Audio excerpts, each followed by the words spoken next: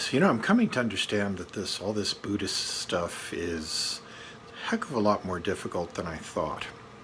And I'm starting to realize the powerlessness of words. For example, I'm reading a commentary on the Diamond Sutra, Red Pine's commentary of that, where over and over and over again, the Buddha is explaining how, when you reach certain milestones, don't become attached to it. Otherwise, you kind of fall from that milestone. And I can read that. Well, I can read the commentary and understand it. But I'm starting to understand how these words that I'm reading and my actual experience are just miles apart. For example, I'm reading this, I'm understanding it, and yet I look inside myself and I see that as I experience different things or have different understandings of things that come upon me, or reach certain milestones, it's like I just want to stand on top of a chair and scream out to the world, hey, I just did such and such. That's how cool am I?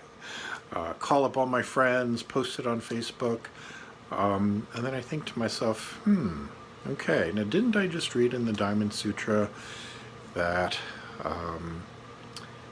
if you become attached to things, you kind of fall away from them?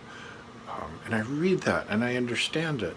And then I look at myself and it's like, wow, that's exactly what I'm doing. And I'm kind of realizing that these words that I'm reading, it's not like studying for a test. You don't just get the answers and then read the text, read the chapter, and then boom, you've got the answer, problem solved. Which I find rather amusing. That's been my experience the whole life. You read something, you read a chapter, you take a test, you get the answers, boom, done, problem solved. But with all this Buddhist stuff, reading and hearing sutras and Dharma talks,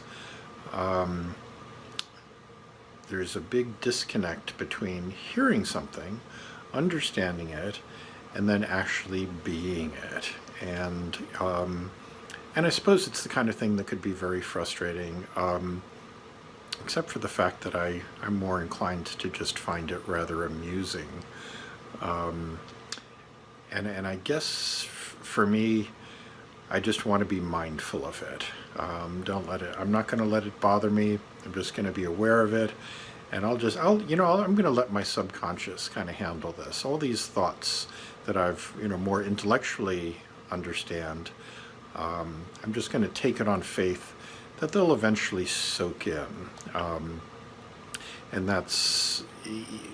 words do have an impact on people, but I think it's when they ferment and kind of gel in your subconscious that they really take hold. So I don't think there's any reason to get frustrated when you read something, you understand it, and then boom, wow, but I'm still doing that. Give it time, let it absorb, let your subconscious churn away, and just have faith that that eventually will sink in and become your knowledge, your practice, and then eventually become part of your character. But it takes time, and I could see where it'd be very easy to fall into a trap of getting frustrated.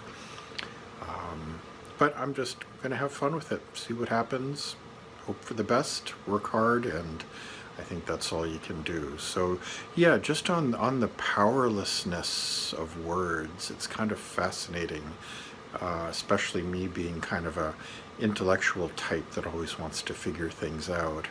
Have to kind of let go of that and just take it on faith that what I read, what I hear, if I immerse myself in that deep enough and long enough, hopefully it'll kind of sink in.